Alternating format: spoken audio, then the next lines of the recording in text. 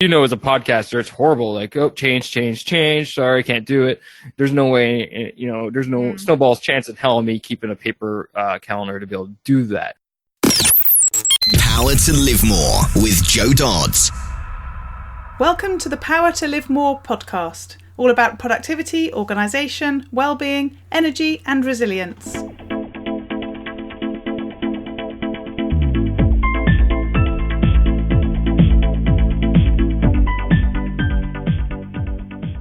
I'm Jo Dodds, and I started this show to enable interesting people to share their stories about how they use their power to live more, and by that I mean to do the stuff that they want to do more than the stuff that they need to or should do. It's about creating a life for yourself where you have the energy, health and space to be happy and fulfilled, spending your time as you'd like, whether that be at work, home or somewhere else entirely. That's your choice. Hello, my name is Ellie Dodds and I'm co-presenter. And today Jo is interviewing Scott McCarthy of Moving Forward Leadership. Jo subscribes to a podcast guest service and spotted Scott's podcast a while ago. She asked to be a guest on it and then invited Scott onto ours. They did the interview for Scott's a few weeks ago, but he's more organised than Jo and is publishing way into the future. Jo has had a gap in her interviewing and she only interviewed Scott this week. Scott's leadership journey started when he was young and had the drive to take control of everything that needed to be planned. Transferring these skills to the Canadian Army, Scott enrolled as a logistics officer in 2001 when he was selected to attend Canada's prestigious Royal Military College of Canada. At the age of 24, Scott commanded an Army transport platoon comprising of over 80 soldiers. At 33, he was selected to command a logistics squadron of 200 members. However, his experience goes beyond commanding. In 2009, Scott deployed to Kandahar, Afghanistan, where he was selected to help train, mentor and coach members of the Afghan National Army. Scott believes that everyone needs leadership skills. As a leader, he believes that delegation is a force multiplier, that teamwork is the centerpiece of all organizations, and that leaders have an obligation to leave a legacy which outlasts them. Back to the studio. Today I'm interviewing Scott McCarthy of Moving Forward Leadership. Great to have you with me, Scott. Thanks, Joe. Super looking forward to our conversation today. Yeah, lovely. And we've done one for your podcast recently, haven't we? So this is our second conversation, and now you're in the hot seat. Absolutely, and I promise no kids waking up that I have to go put down to bed. Yeah, we were doing a personification of working parenting last time, weren't we? That was it was interesting to say the least. I did that once. I was on a podcast, I think I've mentioned it here before. I was doing a webinar aimed at working parents, talking about the pressures of being a working parent, as my 2-year-old ran in the door in the middle of the whole thing because a parent and 2 grandparents hadn't managed to keep her occupied. But there we go. Awesome. So, Scott, tell us a bit about your rather work-heavy life. From what I know about you, tell us what you do. Yeah, no doubt. Right. I guess you can chop me up to 3 pieces. Part 1 is obviously we just discussed being a parent, a father, and all that. It all comes with that. Of a almost 3-year-old and another one that is en route. Woo! And now, thanks. And then by day, I'm a senior Canadian Army officer, and I command a logistics squadron of 200 soldiers. And then by night, I run Moving Forward Leadership, which is a leadership consulting podcast and basically coaching service. So yeah, I am just a touch busy from day to day. So clearly, at some stage, you thought, I'm not busy enough being a army officer and a parent and husband and so on. I'll just add in a whole another layer to that. Yeah, it's funny. It basically, I started to keep myself out of trouble, right? My wife was busy. She was changing careers. She was super busy with school. And I just needed to find something to fill the gap in the evening time other than sitting, drinking beer and watching hockey, which is a quite Canadian thing to do. So instead, I just started a podcast and website and everything that goes with it. Lovely. So paint a picture for what the days look like. So when you're at your job, are you in an office? Are you out and about? Does it vary quite a lot? And then when you're doing your own thing, where are you working from? Yeah, for sure. So at the Army Life, I do have my own office, but I'm also spread across 8 different locations as well. We're a very diverse unit, decently sized at 200 folks. So we're spread across 8 locations. So I do spend a bit of my time trying to get out of my office and wandering, what we refer to as walking the lines and seeing the soldiers on the ground doing the business and seeing how their day is going on. So that's basically 8 to 4. Pick up my boy on the way home from daycare, do the dad thing. I eat supper, get him ready for nighttime routine, and then sometimes successfully, other times not so successfully, get him down for bed. And then I basically crack into doing the podcast and working the website and all that, everything that's associated with it. So yeah, lovely. So tell us a bit more about why you do what you do. So again, I guess all the way through this interview, we'll be talking in 2 different angles to this. Yeah, for sure. I don't think I want to bore people with why I joined the Army thing. Let's just say I just want to do something different, so I end up doing something which uniforms everybody and everything. And then I started the podcast, like I said, a little bit hint of that, like basically feel a long time. It started off with just the podcast, and it just slowly grew. And what I'm doing is I'm just trying to help people become better leaders and help them be the best leader they can be. Yeah. On top of that, obviously, it is my game plan to transition out of military life eventually. We do have a shelf life in the Army, so that's hopefully my game plan is to basically transition out of the Army into moving forward leadership full time and basically do what you do on a day-to-day basis. So those are basically the driving factors there. Yeah, lovely. So how do you prioritize what you do? I mean, you've already talked a little bit about what a sort of standard day looks like, but there must be times when you have to prioritize one thing above the other. How do you make those decisions? Yeah, I guess basically I look at things in either time or impact, right? Time is pretty simple. It's like, okay, what needs to get done the quickest and soonest? What's the immediate hits? Where you look at deadlines and due dates and all those jazz, and that basically runs that one. That's not too difficult. Now, impact is basically what's going to have the greatest impact on work, whether that's at work as in the Army life or even here moving for leadership. What's going to have the greatest impact? And those kind of drive my priorities. And then, things that I can do and I think we're going to talk a bit about it and what others can do. Right. I try to push off, and actually a podcast I was on got released this week. I got asked what kind of leader I was. And I said, well, I'm a lazy one. I try to delegate as much as I can. So that's basically how I drive, my priorities. Yeah. Now, of course, you always got the outside influences too, i.e., my bosses or my audience, what they're asking for, what he's demanding from me, yada yada yada. But when it's basically to myself, either okay, what's needed timely wise, and then what's also going to have the greatest impact. Mm-hmm. So when we think specifically about getting things done once you have prioritized, how are you managing that, particularly given that you have got such diverse things to manage, I guess, even in your job, never mind across the 2 different roles that you have? How do you do the actual, I've got to get this done today bit? How do you manage that? Yeah, I'm a huge scheduler. I schedule times for when I'm going to be doing, work. Either working at the computer or working on, various files or something like this. I have times when I'm checking my email. I have times when I'm scheduling when I'm not going to be out of my office, i.e. walking around the lines, all that jazz. So my calendar drives me and how I decide how I'm going about it. And an actually interesting thing I picked up a book once called The Power of When. Yep. Have you read that one? I have, yeah. We talked about it on one of the recent podcasts. We talked about it. Great. Yeah. So, the power of when, chronotypes and all that things, and basically you build your own calendar when it's the prime things to do things, right? So I spend my mornings in that hard analytical crunching.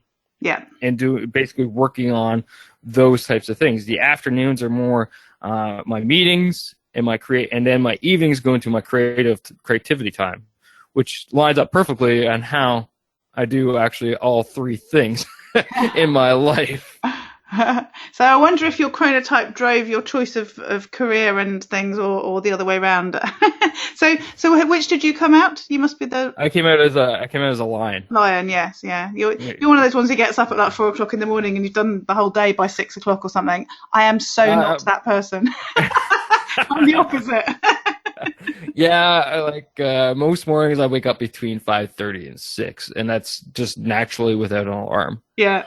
Well, So, and when I wake up, I'm ready to roll. Like, there's none of this hitting the alarm clock 5 times business, right? yeah, I should have known it without even asking, actually, because we're interviewing at 8 o'clock your time, 8 a.m., and you replied to my email that I sent late last night saying, looking forward to interviewing you tomorrow, which is probably today by the time you read this. And you replied to me at least 3 hours before now to say, yeah, looking forward to speaking to you later. And I was thinking, this must be the middle of the night for you. No, it was about 2 hours ago. It was about 20 after 6 or so. Coffee was brewing. And I was still asleep. So your calendar's driving things. Do you use an online calendar or is it paper? I'm digital. No way. Things change way too much for me to do paper. I'm always shifting things around, both work and podcasting life. Yeah. As a podcaster, it's horrible. Like, oh, change. Sorry, can't do it. There's no way.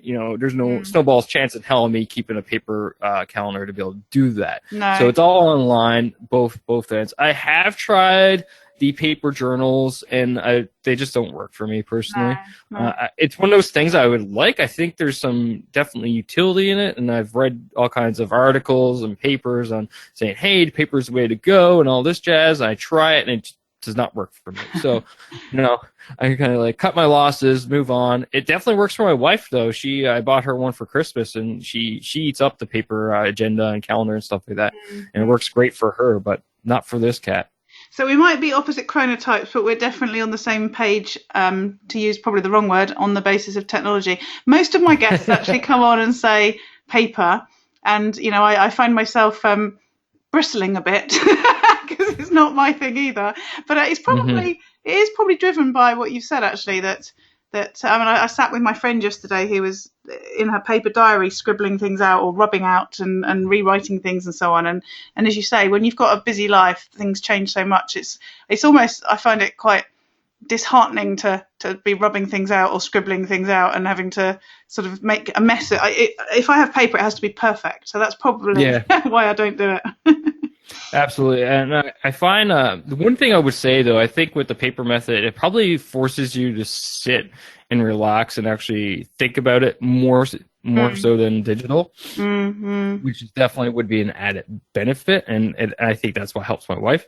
But for this guy, I'm too busy. I have a meeting which was supposed to be 10:30 this morning, which just I got a hold. The guy messaged me. He's like, "Oh, we're gonna push back to 11," and it's just constantly changing, right? Exactly. just the way it goes. So, what about other tools and apps then? Do you do other technology things? What are your favorite tools? Yeah, Army of Life, we're really simple. Outlook, Microsoft Suite, done, right? And that's basically it. Here with Moving Forward Leadership, I'm a fan of the G Suite, so I basically use that for most of it.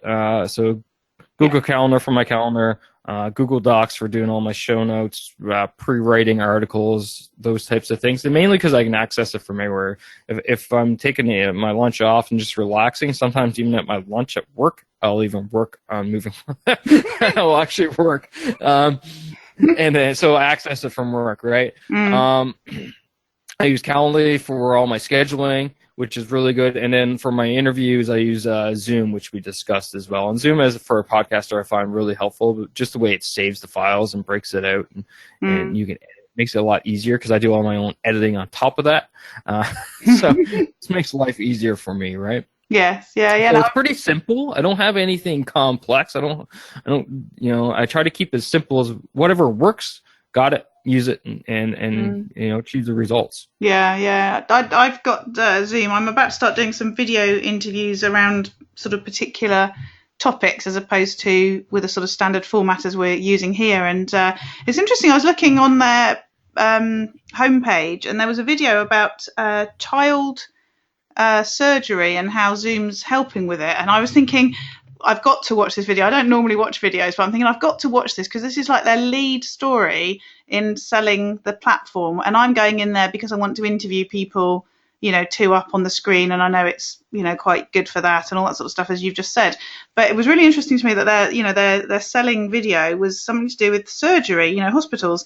So I watched the video, and what they were saying is that they when they have an issue, when they've got a child anaesthetised, they can take pictures, digitise them, send them off to a specialist hospital, jump onto Zoom and have a face-to-face meeting with the people who can give them advice, and take that away and carry on with the operation. And they said what that's done is it's reduced the amount of time the children are left under anaesthetic, and it also reduces the number of operations they have to have, because they can deal with it all in one go rather than having to, sort them out and then go off and ask the questions and then come back and do another operation. And I just thought, wow, what an amazing use of technology that, lots of people just wouldn't know that that's happening. Yep. No, it's incredible. We live in such an amazing time, I find. I know a lot of people say the inverse of that. I disagree. It's easy to look at the garbage that's going on in the world, but there's so much good that's going on that just gets overshadowed. And we should be doing better at, highlighting those things, such as this core example, right? I mean, I guess you can't share some of this stuff, but it always, I think people get their view of the military in whichever country is that it's always very rigid, and I think some people think old-fashioned because they think, command and control and security is so tight that all these things don't move very quickly. But certainly conversations I've had with friends who are in the British Army, it is fairly cutting edge. Is that the same in Canada, and is that the same in terms of technology? I guess for me personally, no, we're definitely not cutting edge in technology necessarily, but it depends on where you're at and the job you're doing. Yeah. I personally don't need cutting edge technology to get our job done. Right. Now, granted, they are in the process of procuring new trucks and equipment for what I do in the Army, which is great. We're not going to see those for probably 5 to 10 years, but they're coming. Generally, though, when we do go out and buy something of that nature, we try not to buy last year's model, right? Because we don't buy something again for 25, 30 years. Yeah. So you don't want to be constantly retrofitting, updating. Yeah. Regarding like old fashioned though, I think we're slowly getting better at knowing what we can talk about easily, publicly. Yeah. And then knowing truly, what does need to be under the cloak and dagger for great reasons, right? There's so much stuff out there that we do that can't necessarily get it out, especially when we're on operations. Obviously, that's a totally different ball of wax. But day-to-day business, I find we're actually getting much better. The reins are kind of loosening, especially with the age of social media now. It's so easy for us to show what it is we do, and to the public so that they have a better understanding, and for multiple reasons. One is obviously making a bit of deeper connection with the country we're serving. 2 is recruitment purposes, and 3, actually is that whole deterrence factor of showing potential enemies out there, like, hey, this is what we are doing, this is what we can do. You may want to think twice about messing around with us. Yeah, exactly. Yeah, it is. We're slowly getting better at those types of things, and from a leadership standpoint as well, I find we are definitely evolving and we're probably at the cutting edge there, more so than what you would find in the business world. In that, especially I feel with my generation of leaders right now coming up through, we are definitely being more personal with our soldiers. We're definitely being able to connect with them better, so that in the end of the day, they can achieve what we are asking them to achieve on our behalf. Yeah, exactly. So you touched earlier on other people helping you to get done what you need to get done. And, we talked before we came on that by that I always mean, holistically, whoever that may be, whether that's people at home or people in work or outsourcing or whatever. Who helps you get your stuff done, apart from your editing? Because obviously you're doing that yourself, just like I am. So for moving forward leadership, it's a one-man show. It's all me. I get everything done. However, I do have a great web developer that does my web development for me. So that's the only thing I've ever actually outsourced. So all my show notes, all my editing, production for the podcast, writing of my articles, even coaching notes and everything is all done by myself. For my daily life in the Army, I do have a pretty robust team. I have 6 or 7 direct reports that were for me, and then the chain of command goes down from them, right? So it is fairly robust. I have what we refer to as 3 troop commanders. So my squadron is divided into 3 different troops, each their own different aspects. So those guys command those individual troops, and then I have a second in command, I have a sergeant major, I have a civilian HR person, I have all kinds of different people, operations officer. These all report to me and help me getting the job done. So it's a really robust team because we do have a lot of moving parts day in, day out, and I rely heavily on them to get the work done. Yeah, because I'm not always there, obviously, right? So tell us a bit more about how you get that done. So, the sort of whole delegating piece. What you're obviously you have moving forward leadership as your organisation as well. So you're interested in leadership. Give us a few tips about what being a good leader is about. I kind of hinted earlier, I'm a lazy leader, and what I mean by that is I delegate as much as possible down to the lowest level. I tell my guys if it doesn't concern me, i.e., if I don't need to know about it, if I don't need to approve it, if I don't need to work on it, whatever, I just don't care. It has nothing to do with me then. So those 3 troop commanders I mentioned earlier, I tell them if it only concerns your individual troop and you don't need extra resources, you don't need any extra guidance or anything, then I don't care. This is your problem to solve and work with. Once it starts spilling into one troop into another, multiple troops involved, that's when I start caring. Now, not to say that they can't come to me for advice. Absolutely, they can come for me anytime for advice and guidance and whatever they need to be able to get their job done. But the decision ultimately lies with them, and I empower them, and I tell them to push their decision makings to the lowest level. Because what happens is the decision making process speeds up, and you're not waiting on that one person who's stuck in a meeting for 3 hours to make a decision to get your whatever you're trying to achieve achieved. Yeah. Right. So keep pushing it down, and then that enables everybody to make decisions quicker. They develop faster as individuals. They start immediately seeing larger pictures because they're forced to see the larger picture of the organization they're working in. And at the end of the day, you're moving faster, harder, quicker than you've ever moved before. And after almost 2 years now of me pushing this type of mentality on our guys, we are truly seeing those results. Like, I think I got 3 emails yesterday. Right? I talked to some coworkers and they're going through 150. I'm like, I got 3. Yeah. And that frees me up now to think strategic and long term. Because that's exactly where I need to be, because we're actually getting a brand new building. So those 8 locations that I mentioned, we're actually consolidating down into 3. So we're vacating 6. Let me do the math right. Yeah, we're vacating 6 and consolidating them down into 1. And there's 50 million other problems with that one individual problem. Our whole way of doing business is actually going to change. Yeah. Our structure of organization is going to change because we're going from a decentralized model to a centralized model. How our processes are going to change.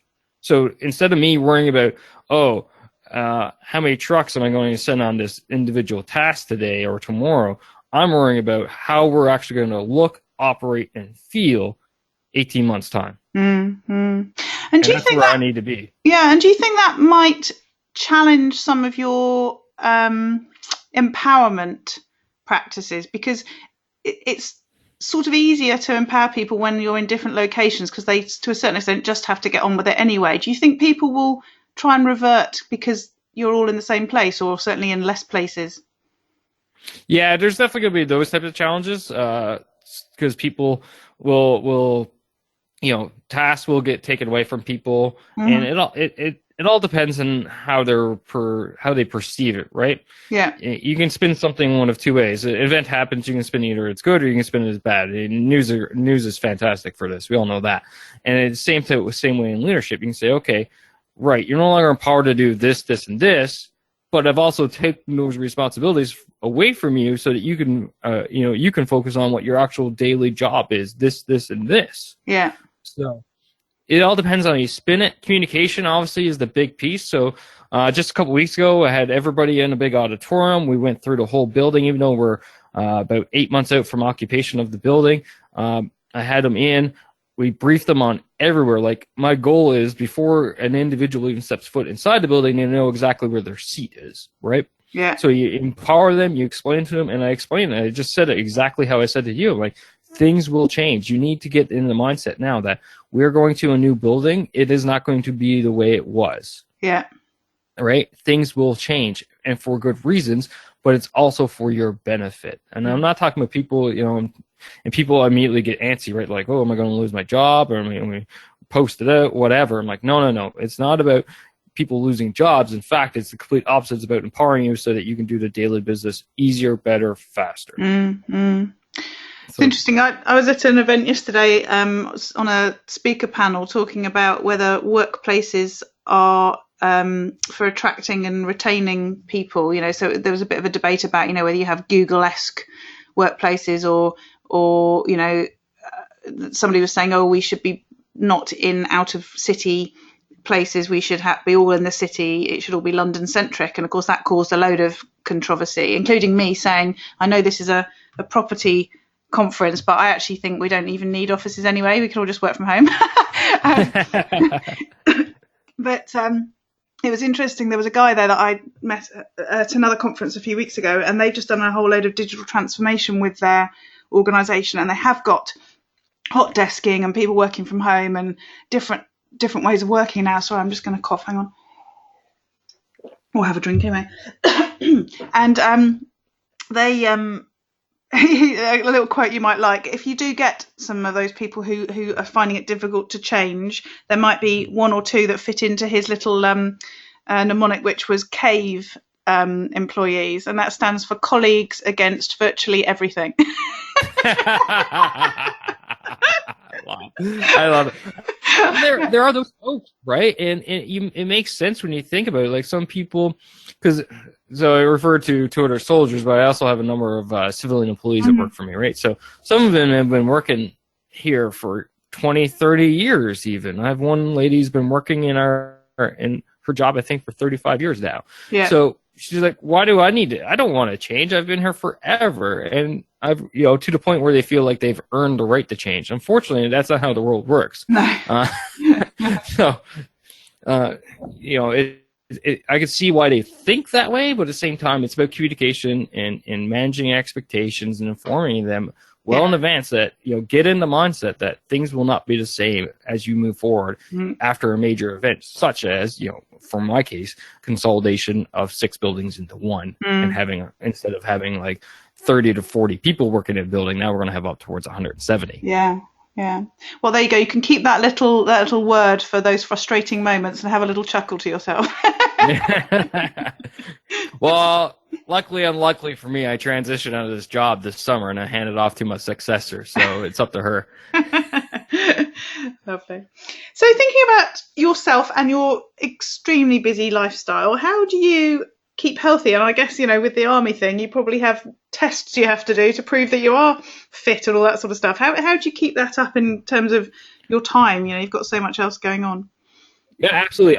My favorite time is lunchtime, because actually I do normally take a break, and that's actually when I get my physical training in. So we have a little gym at work that I actually get ready and just go there and do my daily workout there. And I find that's a great break for me personally. Mm-hmm. And actually, even, we go boomerang back to, we're talking about chronotypes and different things. It actually sets as a transition period, right? From that whole hard analytical piece, going in, do my workout, I completely break, and then I come back in for all my meetings and all that jazz. So it helps me. It helps me, get my mindset basically dump from the morning, prepare for the afternoon, and carry on. So that's how I keep healthy that way. Generally try to eat a healthy, balanced food regime, I'm trying to say. Although McDonald's yesterday definitely didn't help that. But, but at the same time, you got to have balance, and you can't just, you got to be able to enjoy life at the same time. So. Yeah. I agree. So it's pretty simple, and generally we're pretty active. Like there's very little TV watching going on here. Yeah. Although I do run these two different gigs, I do spend a bit of time at the computer. I don't be here if I don't have to be. Yeah. So tell us a bit more about relaxing. How do you have that downtime? Because it's limited from what you've told us. So how do you make sure you get the most of it? I guess the exercise is part of that. Yep, the exercise part of that. I generally try to find at least half an hour a day to do some reading, which is normally self-development, which is not necessarily relaxing, but it is. And the way I look at things, I always look at things quality over quantity. So weekday, I try to focus on quality work time, and then what I try to do on the weekends is absolutely no work at all. So my wife and I have our own camper trailer that we go to every weekend. We just spent all last weekend. It was a long weekend here in Canada, and we just literally spent the whole weekend there. And there's no cell reception there, so there's no phones, and there's no computers that go up there. It's just literally the three of us, the dog, campfires, walking around, beach time, and all that jazz. So that definitely helps us to unwind. Friday evening, Saturday, and then Sunday afternoon, we'll probably generally come home again and then start prepping for the week. But Sunday still, I try not to do anything. Even like we go to the extent of that we have a unwritten rule: we don't do grocery shopping on weekends. Right. Right, because it's our time. We save that. There's no such thing as Sunday routine for us. We don't do our cleaning of the house, laundry, and all that jazz on Sunday. We don't do any grocery shopping on Sunday, which a lot of Canadians actually reserve Sunday for. No, we cram that in during the week. Yeah. So that we have our weekends to ourselves to actually relax and unwind. Generally, a week every year, we try to get down south to Mexico, especially get away from the dreaded winter up here and see the sunlight. Yeah. So that's another way of relaxing, but that's more obviously a once a blue moon type thing. I love how you're so intentional with your weekends. When you were describing it, I involuntarily smiled, which obviously you can't see because we're just doing audio. But even just thinking about the concept obviously relaxes and calms people down. I'm thinking maybe I just need to think about doing that every weekend. It made a huge difference with us, especially when we had that rule, even before we had our son Ethan, that we wouldn't do any grocery shopping or cleaning and all that jazz on the weekends, and just took time for ourselves because life is chaotic enough as it is. And what you find is you end up, it's like, oh, I got an hour or two during the weekdays, and you end up filling it with some garbage TV show that you're watching, although some of them aren't garbage, they're pretty interesting.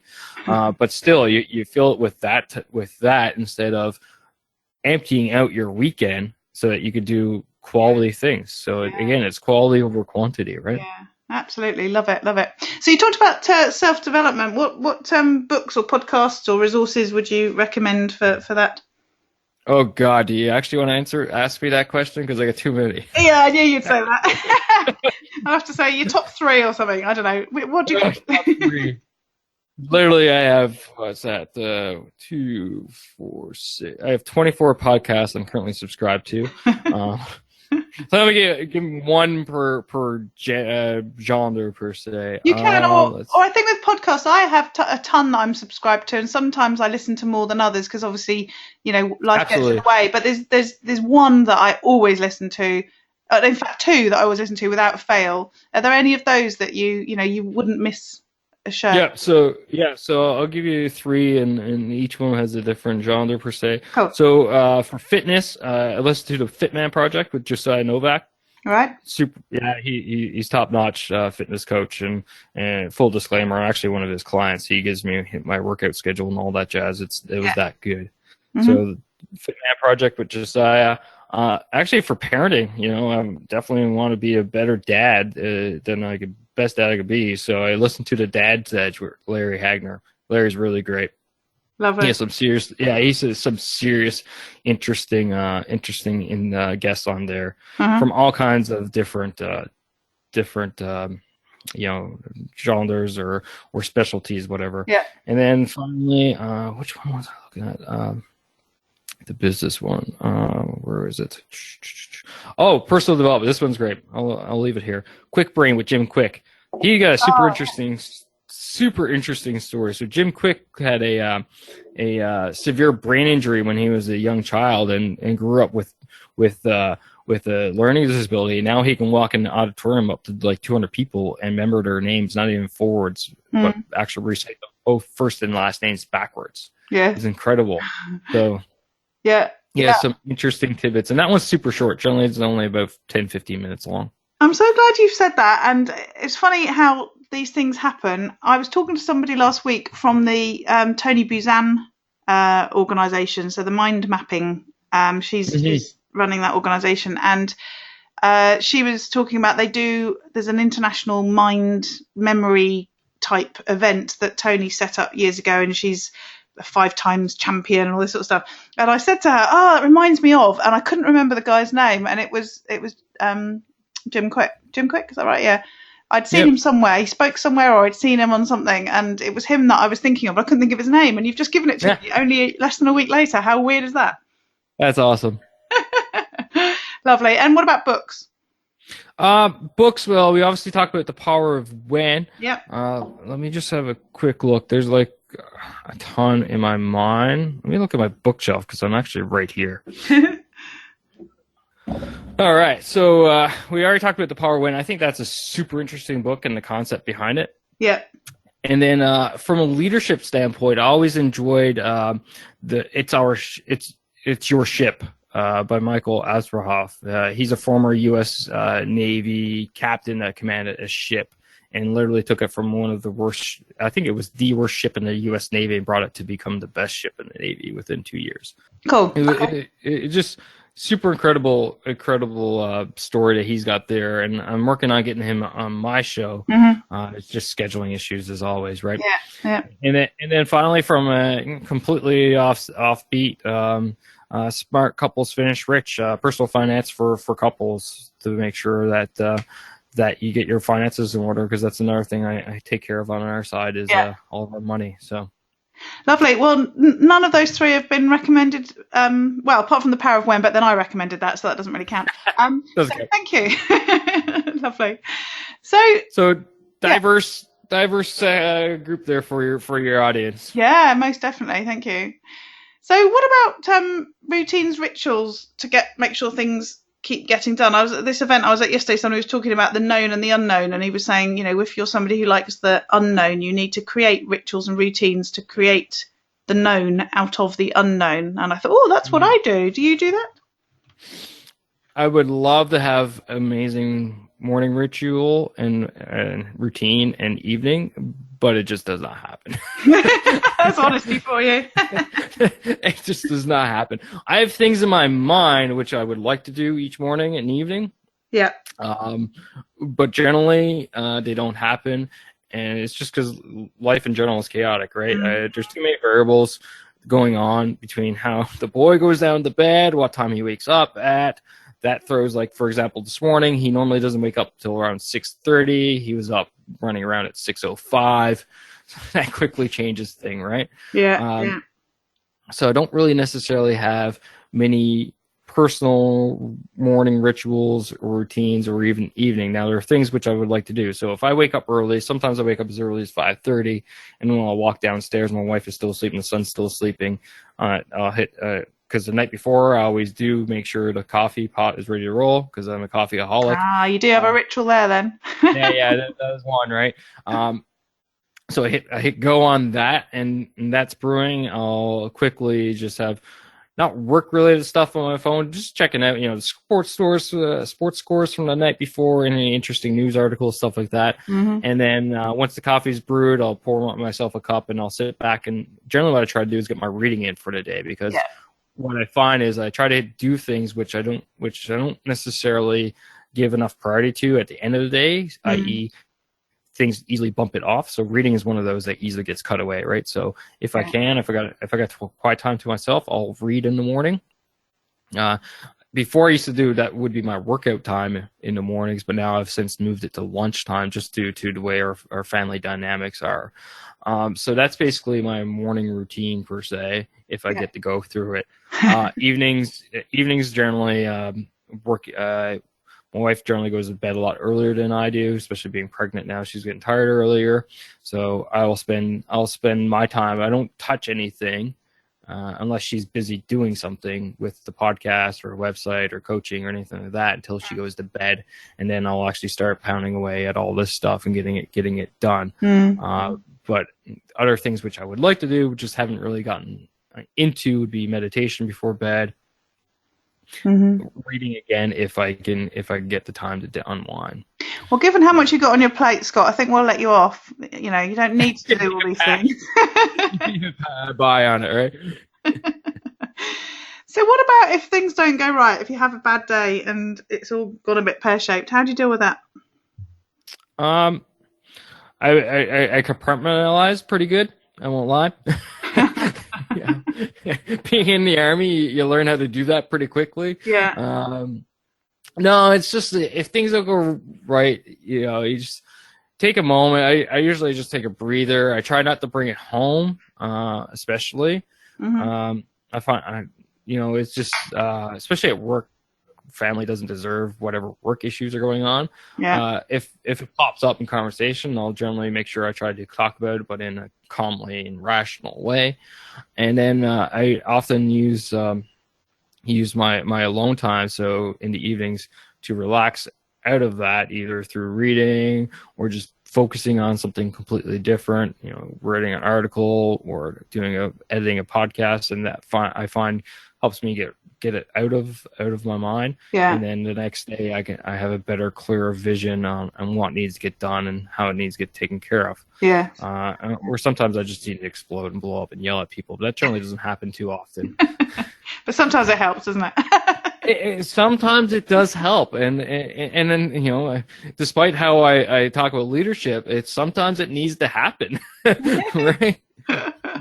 Yeah. I got a great story about that one time. That apparently it got known across the whole squadron when I basically yelled at my entire inner circle, all those direct reports that work for me. Yeah. I was quite upset over something, and it got heard about for right across everybody. Not that I pushed it out or anything, but it was apparently that epic. Yes, well, and also a sign that you don't do it often, otherwise people wouldn't have felt the need to talk. Right.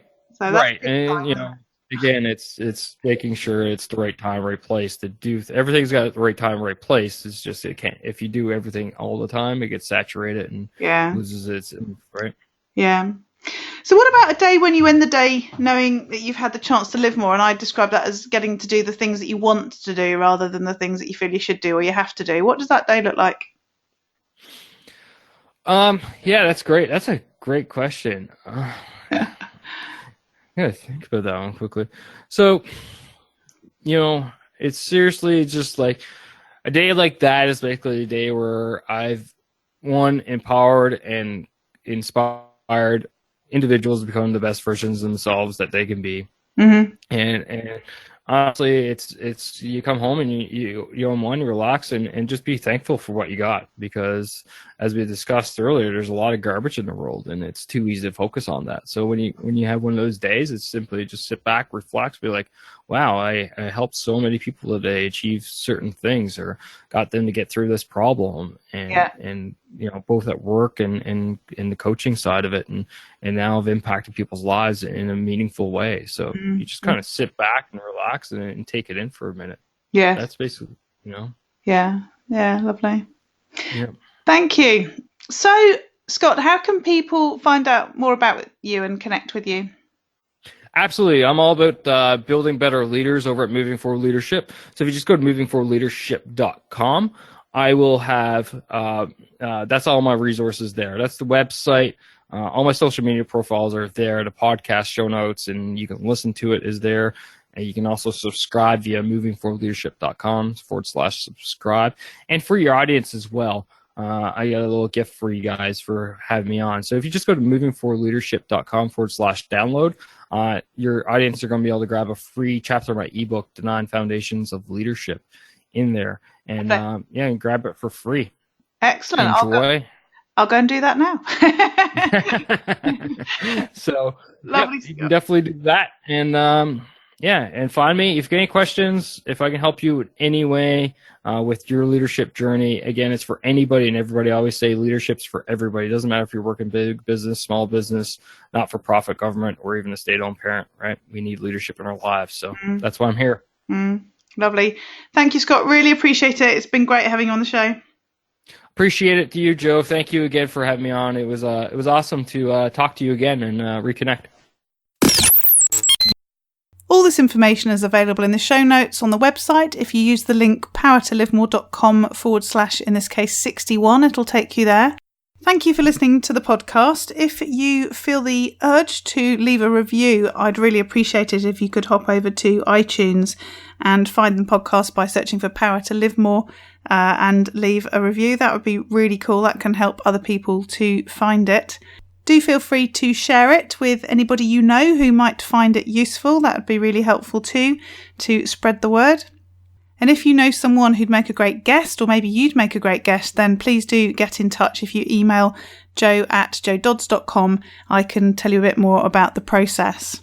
If you'd like to get onto my mailing list so that you get an email each week with a link to the new podcast, then if you go to my website, engagementandwellbeing.com, there's a link at the top that says downloads. And if you go there, you can download some useful content, some checklists and ebooks that can help to reduce your overwhelm, help you think about how you live more and perhaps get a bit more focused. And there's also one about the best apps to use on your phone for improved productivity. If you go there, you can download those and join the list at the same time. Again, the link for this show is powertolivemore.com/61, and we look forward to speaking to you next time. Use your power to live more.